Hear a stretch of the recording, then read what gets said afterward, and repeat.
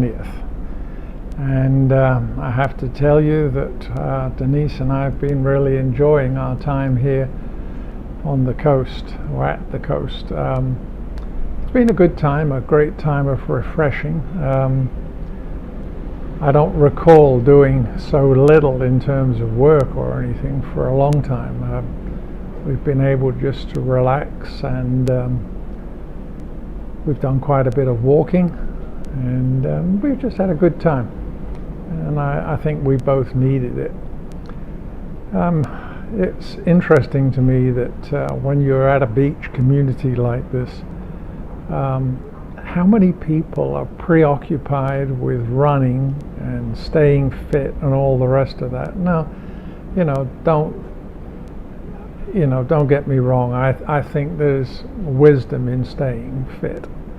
I've joked about it that my life verse is 1 Timothy 4:8, where it says that bodily exercise profiteth little. That's the King James translation. Other translations give bodily exercise a little more credit. They say, well, it profiteth some, but it goes on to talk about our spiritual fitness is far more important.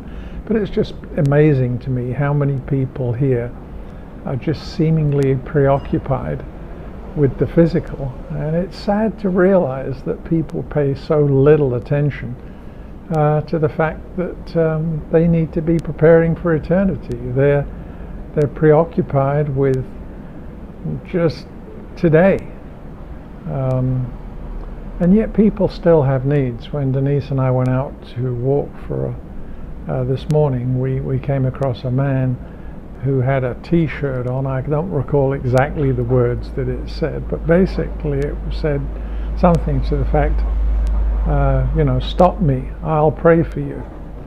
And when we talked to him, he said that he'd been wearing that t-shirt every day for 7 weeks. And every day, somebody, including today, every day somebody had stopped him and asked him for prayer. And he says, right now, that's my ministry. And I thought, well, that's phenomenal, because here's a guy who realizes that in the middle of everything else going on, people have needs. So I've talked about it before, but this COVID pandemic is a huge opportunity for you and I to reach out to people. I've talked to you about the fact that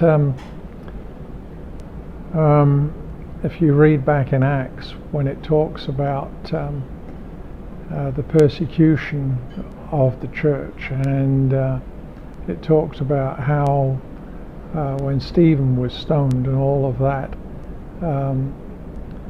the believers fled from opposition, but it says that everywhere they went, they disseminated the gospel. And I believe that's the way oftentimes it is in times of persecution, in times of trouble. The Lord can use those times if we're obedient.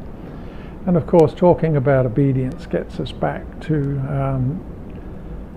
the story of Abraham and Genesis 12. Now, yesterday I said I was going to talk to you about his obedience in being prepared to offer his son. But I want to just read to you again those first few verses of Genesis 12. And it says in Genesis 12:1, now the Lord said unto Abraham, get thee out of thy country, and from thy kindred, and from thy father's house, unto a land I will show you. And I will make of thee a great nation, and I will bless thee, and make thy name great, and thou shalt be a blessing. And I'll bless those that bless thee, and I'll curse those that curse thee. And in thee shall all of the families of the earth be blessed.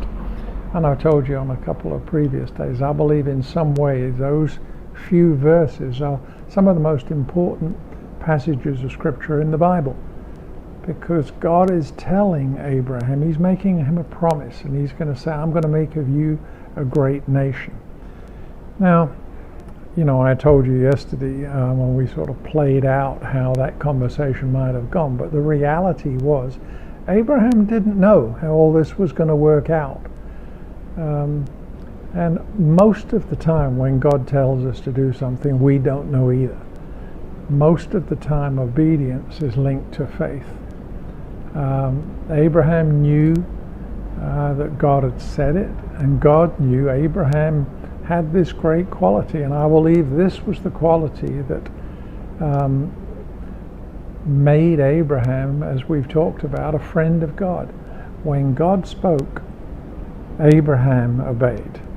And in fact, as I read to you, Hebrews chapter 11 verse 8 says he obeyed and he went. So, I look back at my life at many times, and many times I think I've just missed it. But there have been times when I've acted, or maybe you can relate. And, we may have had doubts, but we went anyway. We may have had arguments and discussions about it, but we went anyway. He may have wondered how it was all going to turn out, but he went anyway. And so I want to just reiterate to you today, first of all, we have to have our ears open. When God calls, the only proper response, and the response that I believe the Lord is expecting from us, is obedience. And despite the questions, despite the we all have questions, right? But when God speaks, let's just ask him for the courage and the conviction to say, okay, Lord, I'll obey. And so in verse 4 it says, Abraham departed as the Lord had spoken unto him, and Lot went with him. And Abraham was 75 years old when he departed out of Haran. And Abraham took Sarah his wife, and Lot his brother's son, and all their substance that they'd gathered, and the souls that they'd gotten in Haran. And they went forth to go into the land of Canaan, and into the land of Canaan they came. And Abraham passed through the land into the place of Sichem, and into the plain of Morah. And it says, and the Canaanite was then in the land. And the Lord appeared unto Abraham and said, unto this your seed I will give this land. And there Abraham builded an altar unto the Lord, who appeared to him there.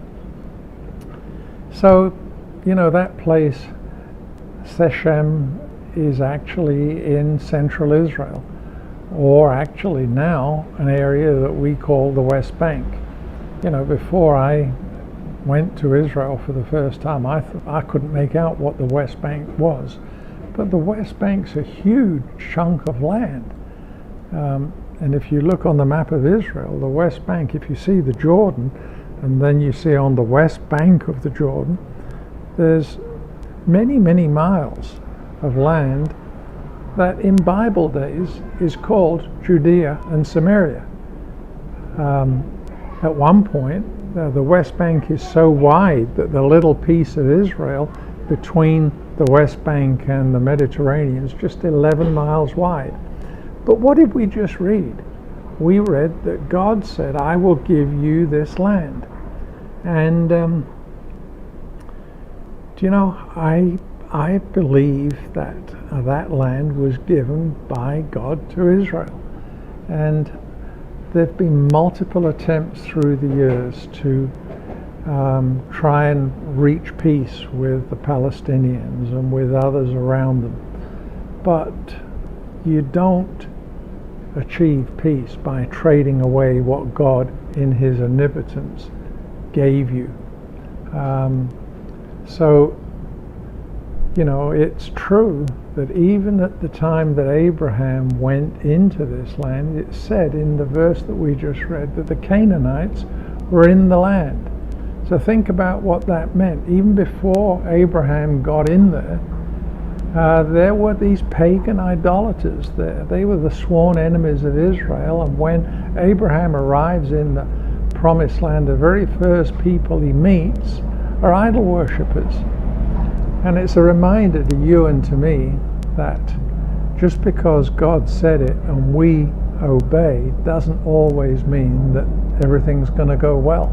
sometimes we're going to end up in a spiritual battle. And I've told you before what Brother Cirillo said before he passed away. I mean, he said it to me hundreds of times, but he said the first step to realize or to win a war is to realize that you're in one. And I want you to realize that you and I are in a spiritual war.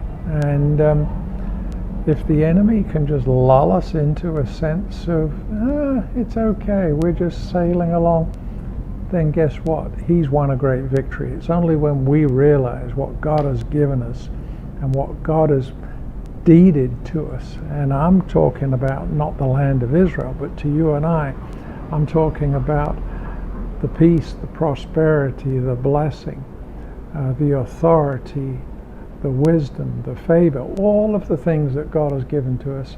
We have to be prepared to fight for them. So in difficult times, when things look tough, what do we have to do? We hold on to the promises of God. And then it said after that, it said Abraham built an altar and worshiped God. So, tell you what, we have to be prepared to hear his voice. We have to be prepared to obey. We have to be prepared to fight. And we also need to be prepared to build an altar to recognize his victory that he's given to us. But in building an altar, it also leads us to a place of worship, right? I think for me, and it's been reiterated to me this week, one of the biggest challenges we have in our daily lives is the ability to take time out to listen to him. It's our lives are so busy, and it's been an important reminder for me this week that we have to take time and hear his voice. It's almost like, sometimes we have an important call to place. I've had a couple this week. I've placed a call, and basically the person I've been trying to reach didn't answer. I left a voicemail, they didn't answer. And it's almost like sometimes I feel that's like how it is with us and the Lord. The Lord's wanting to speak to us. He's wanting to communicate to us. He's wanting to give us promises, and we're so busy and so preoccupied. It's really challenging. We need to find the time. And this week for us has been an important reminder of this. We need to find the time to focus on what he's saying to us. As I close today, I was going to play you a song. I remember that I sang it even back in the UK. Do you remember that there was that song we used to sing with the kids? Father Abraham had many sons had Father Abraham, and I am one of them, and so are you. So let's just praise the Lord. Well, that's kind of corny, but there's some good theology in those verses, because Abraham was the first person that we read of who really understood what it was to hear and to obey.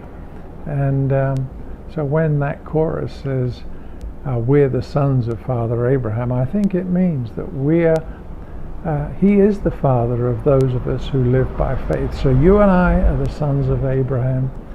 And I pray that today we have the courage to step out in faith, follow God's call as he did, expect God to do mighty things. And well, that's my thought for the day.